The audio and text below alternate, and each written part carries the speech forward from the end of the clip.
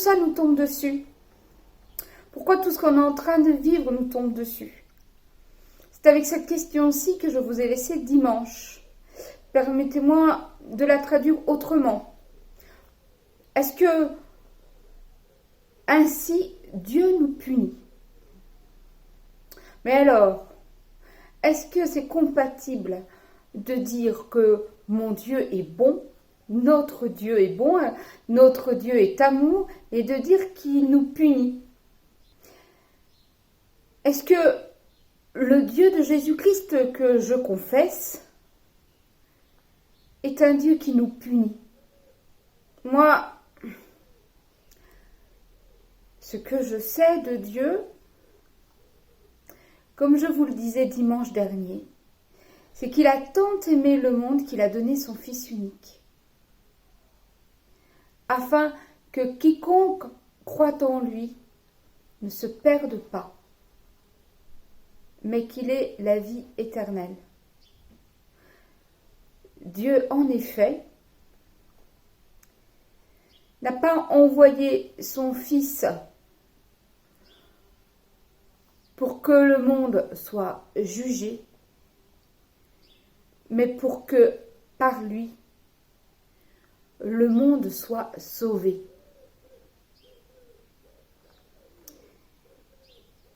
Et je vis cette promesse non pas comme un but à atteindre, mais comme une promesse déjà réalisée,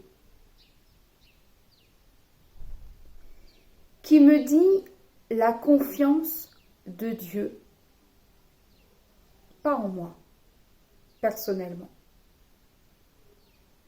mais en nous tous, son peuple. Pour autant, je le dis et je l'affirme, je ne crois pas qu'en passant de l'Ancien Testament au Nouveau Testament, nous changions de Dieu. Le Dieu de Jésus, c'est le Dieu des Juifs. Et je crois profondément, j'en ai la conviction, que notre compréhension du Dieu de Jésus-Christ s'alimente, se nourrit de tout ce qui est enseigné dans l'Ancien Testament. C'est pourquoi je vous invite à nouveau à aller faire un tour de ce côté-là, dans un livre qui est le livre d'Amos, du petit prophète Amos.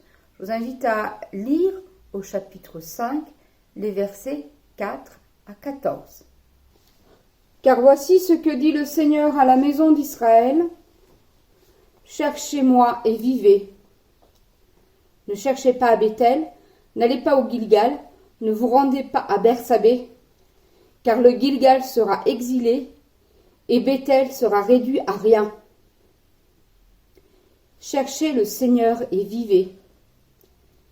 Craignez qu'il ne s'empare comme un feu de la maison de Joseph, et que ce feu ne la dévore, sans personne à Béthel pour l'éteindre. Vous qui changez l'équité en absinthe, et qui jetez à terre la justice. Il fait les Pléiades et Orient, il change l'ombre de mort en aurore, il obscurcit le jour pour en faire la nuit, il appelle les eaux de la mer et les répand sur la terre. Son nom, c'est le Seigneur. Il déchaîne le ravage sur le puissant, et le ravage survient sur la place forte. Ils détestent celui qui les accuse à la porte de la ville, et ils ont en abomination celui qui parle sincèrement. Aussi, parce que vous avez foulé aux pieds le pauvre, et que vous avez pris de lui du blé en présent, vous avez bâti des maisons en pierre de taille, mais vous ne les habiterez pas. Vous avez planté d'excellentes vignes, mais vous n'en boirez pas le vin. Car je le sais, vos transgressions sont multitudes, vos péchés sont nombreux. Vous opprimez le juste, vous acceptez des pots de vin. et à la porte de la ville vous écartez les pauvres. Voilà pourquoi, en des temps comme ceux-ci, l'homme de bon sens se tait, car ces temps sont mauvais. Ne cherchez pas ce qui est mauvais, mais ce qui est bon, afin que vous viviez, et qu'ainsi le Seigneur, le Dieu des armées, soit avec vous, comme vous le dites. Et ce qui m'a frappé depuis le début dans ce livre d'Amos, c'est que moi, je le trouvais d'une brûlante actualité. Il me parlait. Il me parlait, ce prophète. Il me parlait, son Dieu. Amos est un prophète réputé avoir vécu et porté la parole du Seigneur vers la fin du règne de Jéroboam II. Un règne prospère, un règne victorieux. Et Amos, qui n'est pas un prophète officiel, qui ne se déclare pas lui-même prophète, porte devant le peuple de Dieu une parole d'avertissement. Il annonce que Dieu condamne l'iniquité qui est au cœur de la vie du royaume du Nord, Israël. Il annonce que cela n'est pas juste aux yeux de Dieu, dans le sens où cela ne correspond pas à sa volonté. Il reproche avec vigueur la façon dont les puissants, les riches traitent, ne cessent de traiter les faibles, les pauvres, et à profiter d'eux. Je ne sais pas si l'on peut dire que le Dieu d'Amos juge son peuple, mais ce qu'il y a de sûr, c'est qu'il l'avertit, il l'alerte. Il lui dit, je ne peux plus tolérer ça.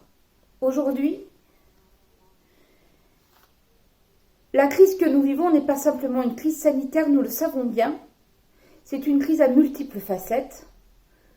C'est une crise écologique, économique, sociétale, sociale, où l'injustice sociale est une des problématiques de cette crise. Tout est lié. Tout est lié. Vous l'avez peut-être remarqué, mais dans le passage que nous avons lu tout à l'heure, le passage du livre d'Amos, se trouve une parole qui, moi, m'interpelle. Dieu dit à son peuple par la bouche d'Amos, « Cherchez-moi et vivez. »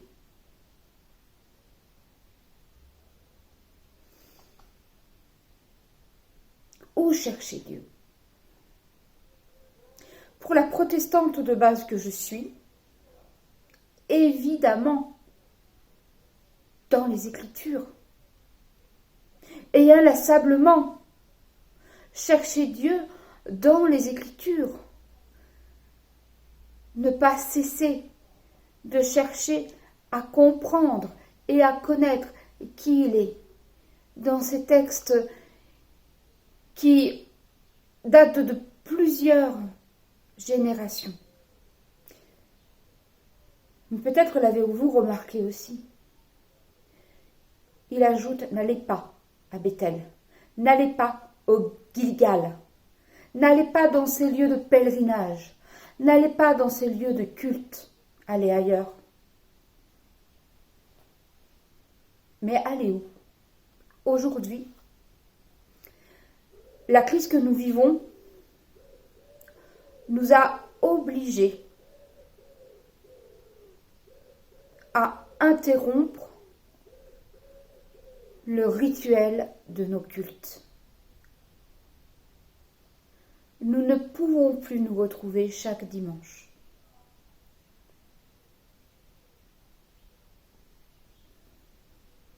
Et nous savons que cela va encore durer avec certitude plusieurs semaines.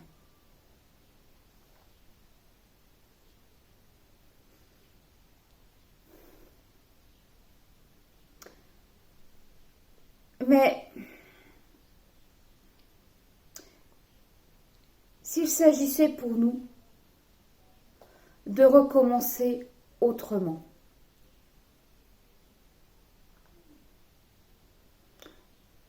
d'interroger et de remettre en question nos habitudes,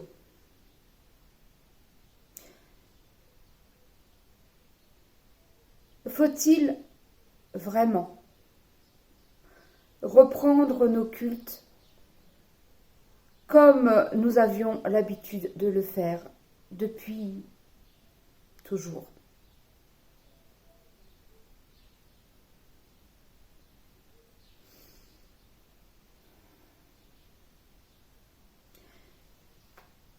Le théologien Karl Barth incitait chaque chrétien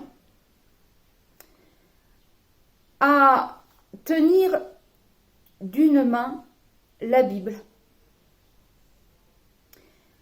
et de l'autre main un journal. Le Dieu d'Amos nous invite à le chercher ailleurs que dans les lieux de culte, dans les rites.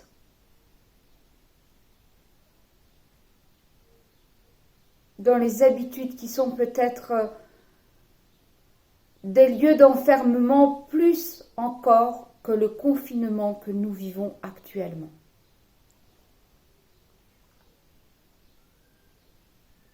Cherchez le Seigneur,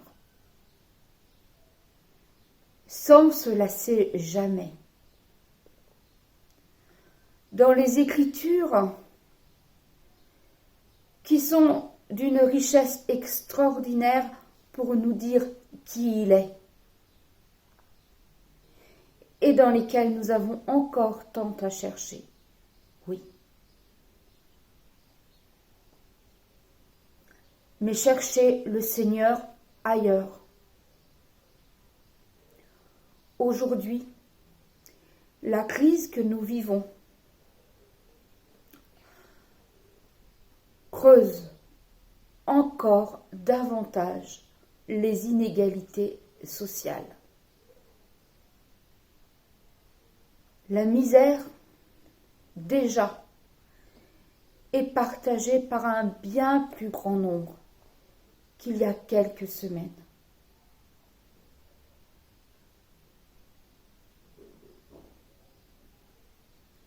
Sans doute, le Seigneur est là.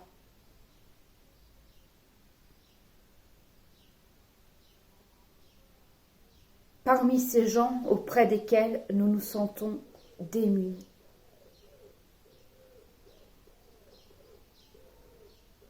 Pour lesquels nous ne savons pas comment nous y prendre. Avec lesquels, au nom du Seigneur, nous devrions apprendre simplement à être. Voilà ce que le Seigneur fait pour son peuple. Ce peuple dont nous sommes aujourd'hui. Il nous met face à nos responsabilités. Il nous oblige à nous remettre en cause et à nous mettre en danger.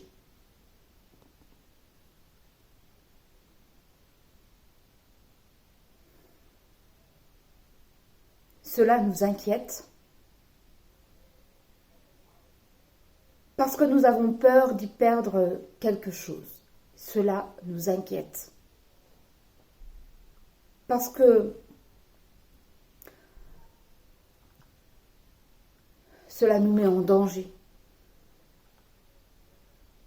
Nous qui n'avons pas confiance en nous-mêmes,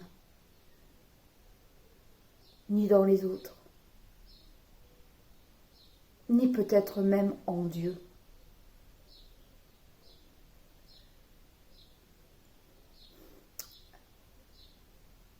Mais le Dieu de Jésus-Christ a, lui, confiance en nous.